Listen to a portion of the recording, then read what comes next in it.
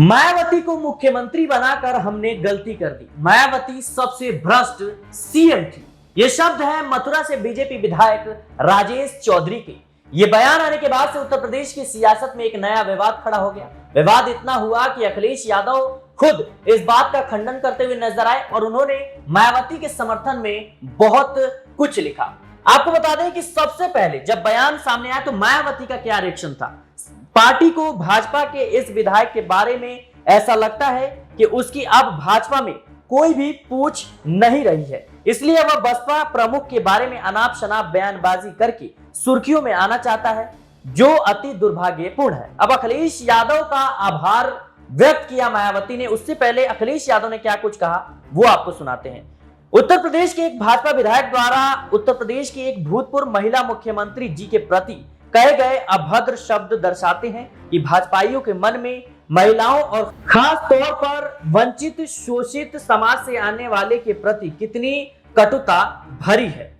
राजनीतिक मतभेद अपनी जगह होते हैं, लेकिन एक महिला के रूप में उनका मान सम्मान खंडित करने का किसी को भी अधिकार नहीं है। भाजपाई कह रहे हैं कि उन्हें मुख्यमंत्री बनाकर हमने गलती की थी। यह भी लोकतांत्रिक देश में जनमत का अपमान है और बिना किसी आधार के यह आरोप लगाना वो सबसे भ्रष्ट मुख्यमंत्री थी बेहद आपत्तिजनक है। भाजपा के विधायक ऊपर सार्वजनिक रूप से दिए गए इस वक्तव्य के लिए मानहानि का मुकदमा होना चाहिए। और इस बयान के आने के बाद से मायावती ने खुद अखिलेश यादव का आभार व्यक्त किया। सपा मुखिया के मथुरा जिले के एक भाजपा विधायक को उनके गलत आरोपों का जवाब देकर बीएसपी प्रमुख के ईमानदार होने के बारे में सच्चाई माना है, उसके लिए पार्टी आभार। तो जिस तरीके से अखिलेश यादव का समर्थन खुद मायावती ने किया, यूं कहें कि उनका आभार व्यक्त किया, वहीं अखिलेश यादव पूरे के पूरे मामले पर गुस्साए नजर आए और उन्होंने जांच मानहानि के मुकदमे की मांग कर दी। लेकिन इस बयान का असर उत्तर प्रदेश की 10 विधानसभा सीटों पर कितना पड़ने वाला है, क्योंकि मायावती एक दलित चेहरा है और जाहिर सी बात है उनको एक भ्रष्ट सीएम करार दिया गया है। मेरे साथ इस मुद्दे पर बातचीत करने के लिए अमन सर मौजूद हैं। सर, कैसे देख रहे हैं आप जिस तरीके से राजेश चौधरी का यह बयान आया, मथुरा से विधायक है, कह रहे हैं कि हमने सीएम बनाकर मायावती को गलती कर दी, सबसे भ्रष्ट मुख्यमंत्री मायावती है।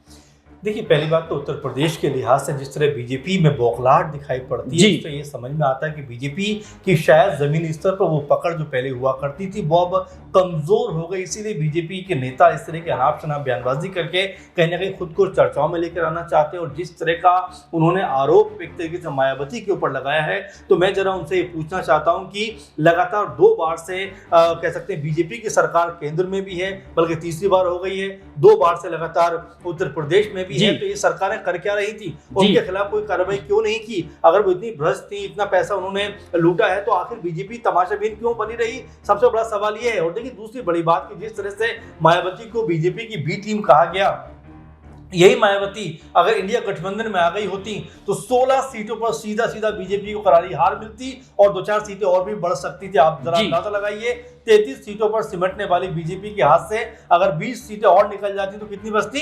13 सीटें बचती। तो ऐसे में उनको मायावती का शुक्रिया अदा करना चाहिए कि उनकी वजह से कम उनके पास में 32-33 सीटें रही। अब यहाँ पर जिस तरह की बात राजेश चौधरी जो उनके कह सकते हैं बीजेपी के एमएलए हैं मथुरा से, वो ये बात कहते हुए दिखाई पड़ते हैं, तो वाकई में हैरानी होती है कि आखिर बीजेपी चाह क्या रही है? अपने पैरों पर खुद कुल्हाड़ी मारना चाहती है या कुल्हाड़ी पर अपना पैर मारना चाहती है? ये अपने आप में कई तरह के सवाल खड़े कर रहा है। क्योंकि मैं इस बात को इसलिए भी कह रहा हूं चिराग, क्योंकि आपने देखा कि आरक्षण के मुद्दे पे जिस तरह कोर्ट का फैसला निकलकर सामने आता है, उस एक मंच पे जब मायावती विरोध करती हैं, 21 अगस्त को वहां पर आजाद विरोध करते हुए नजर आते हैं, समाजवादी पार्टी विरोध करती नजर आती है, कांग्रेस पार्टी विरोध करती हुई नजर आती है, तो बीजेपी सब कुछ देखते हुए भी अगर इतनी बड़ी गलती कर रही है कि अगर एक मंच पे इतने सारे लोग अगर एक बार फिर जमा हो जाएं तो बीजेपी के लिए उपचुनाव में एक भी सीट जीतना नामुमकिन सा हो जाएगा।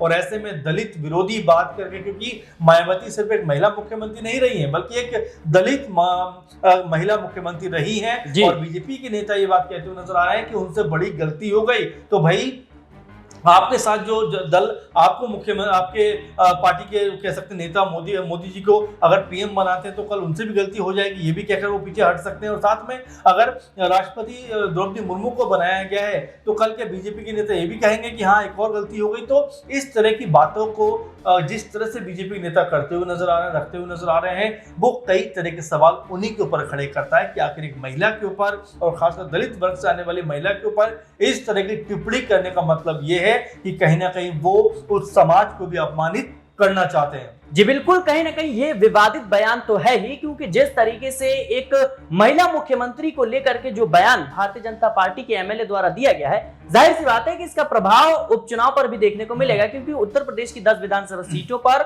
उपचुनाव है। लेकिन सर, इस तरह की बयानबाजी और अखिलेश यादव का मायावती को समर्थन और मायावती का आभार व्यक्त करना अखिलेश यादव को क्या एक नए गठबंधन को जन्म दे सकता है जो भारतीय जनता पार्टी की मुश्किल बढ़ा दे? देखिए बिल्कुल, और 2019 की मैं अगर जिक्र करूं तो 19 से पहले तक मायावती और समाजवादी पार्टी के बीच में एक तरीके से संबंध विच्छेद हो गया था। मेरे ख्याल में कि जब गेस्ट हाउस कांड हुआ तो उसके बाद बहुत समय तक दोनों में कोई बातचीत नहीं हुई, मुलायम सिंह और मायावती में। हालांकि उसके बाद जब अखिलेश यादव ने पहल की तो खैर वो साथ आने को राजी हुई। और 2019 में आप देखिए बीजेपी के मुकाबले जब सपा और बीएसपी का गठबंधन बना, उन दोनों ने साथ मिलकर 15 सीटों पर कब्जा किया, जिसमें 10 सीटें मायावती को मिली। तो ऐसी बात नहीं है कि मायावती अगर सपा के साथ नहीं के साथ आएंगी तो उनको घाटा होता हुआ नजर आएगा, बल्कि प्लस होती हुई नजर आएंगे। आप जरा उसके बाद देखिए 22 में वो अकेले चुनाव में जाते हैं, उनको 1 सीट मिलती है। 2024 में अगले चुनाव लड़ते हैं, उनको एक भी सीट नहीं मिलती। तो ऐसे में मायावती के पास भी बहुत ज्यादा विकल्प है नहीं।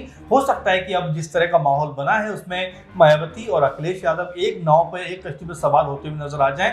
अगर ऐसा होता है सिद्धार्थ, तो यहाँ पर बीजेपी के लिए अपनी सीटों को बचाना बेहद मुश्किल होता हुआ नजर आएगा। अच्छा, अखिलेश यादव का इस तरह का बयान सामने आना मायावती के समर्थन में, क्या लगता है आपको कि जो उनका पीडीएफ फॉर्मूला है जिसके तहत उन्होंने लोकसभा चुनाव में कामयाबी हासिल की, 37 सीटें उन्हें मिली, क्या लगता है आपको कि उपचुनाव में ये बयान कहीं ना कहीं उनके लिए लाभदायक साबित हो सकता है? जो दलित वोट बैंक है वो कहीं ना कहीं समाजवादी पार्टी पर फिर से भरोसा जताता हुआ नजर आएगा। देखिए बिल्कुल, दलित वोट की बात कर रहे हैं और मायावती के पास में 22-23% का जो आंकड़ा है उत्तर प्रदेश में देखा जाए दलित वोट बैंक का, तो वो लगभग समूचा मायावती को मिलता था। लेकिन इन चुनाव में आपने देखा कि महज 8% मायावती को मिला और बाकी जो वोट था वो दूसरे दलों को चला गया, यानी सपा कांग्रेस पार्टी को चला गया। तो यहाँ पर मायावती के लिहाज से सोचना समझना जरूरी है कि जो वोट बैंक उन्होंने खोया है वो इस आधार पर अपने वोट बैंक को पा सकती है। वैसे में मायावती क्या वाकई में इंडिया गठबंधन माना चाहेंगे, और क्या वाकई में जिस तरह से आभार उन्होंने व्यक्त किया है अखिलेश का, कि आने वाले दिनों में तमाम गिले शिकवे दूर होते हुए नजर आएंगे और एक साथ एक राह पर कहीं ना कहीं मायावती, अखिलेश यादव, तमाम जो इंडिया गठबंधन के लोग हैं वो चलते हुए